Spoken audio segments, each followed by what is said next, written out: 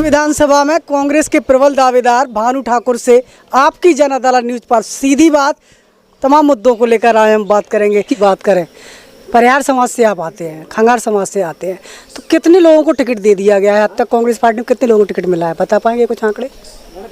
हाँ, आंकड़ा तो क्लियर है। ये बड़ा दुर्भाग्य है, ये आपने बड़ा अच्छा प्रश्न किया। कहीं ना कहीं हमारे साथी की मांग सामने से आ गई। ये मेरे लिए दुर्भाग्य और मेरी जाति के लिए, मैं पार्टी के लिए नहीं कहूँगा, मेरी जाति के लिए। अनुसूचित जाति में मध्य प्रदेश में परिहार, जिसको खंगार बोलते हैं, वो जाति आती है, अनुसूचित जाति के अंदर आती है। कांग्रेस पार्टी ने जब से देश आज़ाद हुआ, कांग्रेस पार्टी ने आज तक परिहार समाज, खंगार समाज के कार्यकर्ताओं को टिकट नहीं दिया। एक बड़ा दुर्भाग्य है मेरे लिए और मेरी समाज के लिए। पूरी समाज कांग्रेस को वोट कर रही है।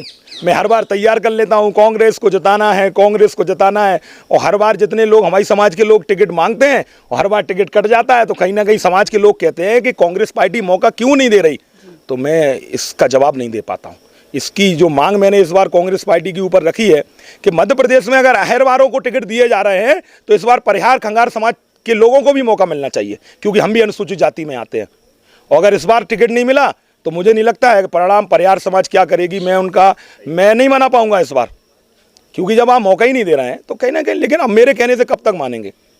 तो मौका मिलेगा तो मध्य प्रदेश की हर विधानसभा में, करेरा हो, डबरा हो, आपका पिछोर हो, चाहे आपका भांडेर विधानसभा हो, चाहे सिवड़ा विधानसभा हो, लगभग मध्य प्रदेश की सारी विधानसभाओं में परिहार समाज निर्णायक भूमिका में होता है। हर ग्राम में, हर गांव में, आम जनता को भी पता है कि हर गांव में 2-4 घर परिहारों के होते हैं। अगर आंकड़ा सही लिया जाए तो पूरी मध्य प्रदेश में जितने भी विधानसभा में, हर विधानसभा में 200-250 गांव होते हैं। अगर लगभग सही आंकड़े निकाले जाए, अगर 40-50 वोट भी अगर हमारे एक गांव में है तो 240 का आप गुणा कर दो, लगभग 7-8 हज़ार हर विधानसभा में हो गए। मध्य प्रदेश में 230 विधानसभाएं हैं, परिहार लाखों की संख्या में हो गए। फिर टिकट नहीं देते हैं तो कहीं ना कहीं परिहार समाज को निराशा मिल रही है। मैं तो यही मांग करूंगा कांग्रेस पार्टी से कि परिहार समाज आपके साथ है, जिस खंगार समाज आपके साथ है। अगर आप इस बार मौका देंगे तो हम लोग आपको वोट करने के लिए तैयार। मैं तो दूंगा, लेकिन मेरी समाज भी आपको पूरी ताकत से कांग्रेस पार्टी के समर्थन में इस बार वोट करेगी। सबसे बड़ा मुद्दा इस बात पर किया जा रहा है कि जिस प्रकार से भांडेर विधानसभा क्षेत्र की जनता से सर्वे करने के बाद जो हमें जानकारी मिल रही है कि भांडेर विधानसभा में पिछले 10 सालों से भानु ठाकुर लगातार संपर्क में है और लगातार टिकट की भी मांग की थी उन्हें पिछली बार, लेकिन उन्हें पिछली बार टिकट नहीं दिया गया। इस बार भी वो पूरी दमदारी के साथ लगे हैं और उन्हें भरोसा है कि कांग्रेस उन्हें पार्टी टिकट देगी। लेकिन सवाल यह बनता है कि 10 साल लगातार जनता के बीच में रहने के बाद भी क्या कौन से कारण वो रह जाते हैं जिससे आप टिकट से पीछे चले जाते हैं? क्यों नहीं मिलता है आपको पार्टी से टिकट? नहीं, ऐसी कोई बात नहीं है। प्रयास करना हमारा काम है, फल देना ईश्वर का हाथ में है। और मैं सबसे पहले परमपिता परमात्मा को मानता हूँ जो सृष्टि चलाता है। टिकट मिलना ना मिलना, लेकिन काम प्रयास का है। जैसे कहते हैं ना कि कर्म प्रधान विश्व कर लाख, हमारे पूर्वजों ने कहा है। जो जस करिए, कर्म करना मेरा हाथ में है और फल देना ईश्वर के हाथ में है। मैं आपको एक बात और बताना चाहूँगा, प्रयास लगातार, संघर्ष जारी है और जारी रहेगा।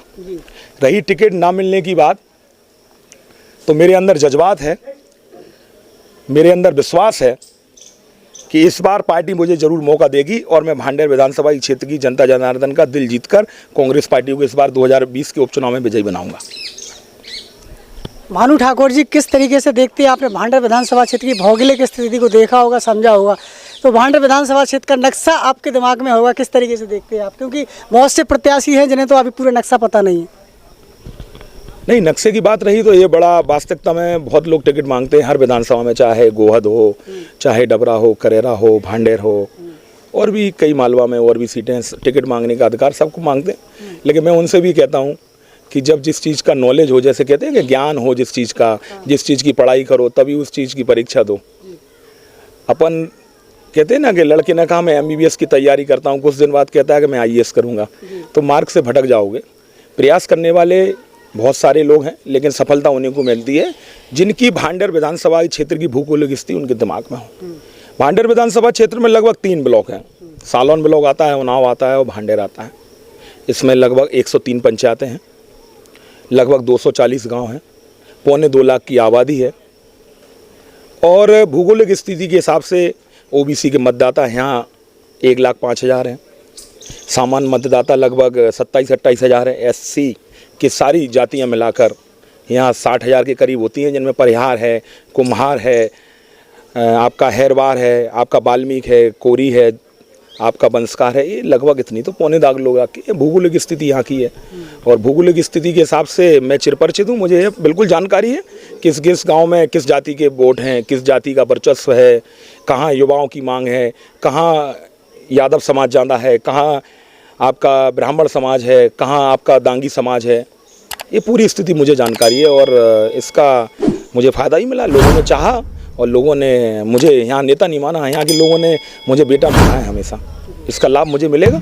मैंने यहाँ नेता बन के संबंध नहीं बनाए और अगर पार्टी ने मुझे मौका दिया तो इस बार भांडर क्षेत्र का मैं बेटा बनकर उनकी सेवा करने के लिए तैयार हूँ।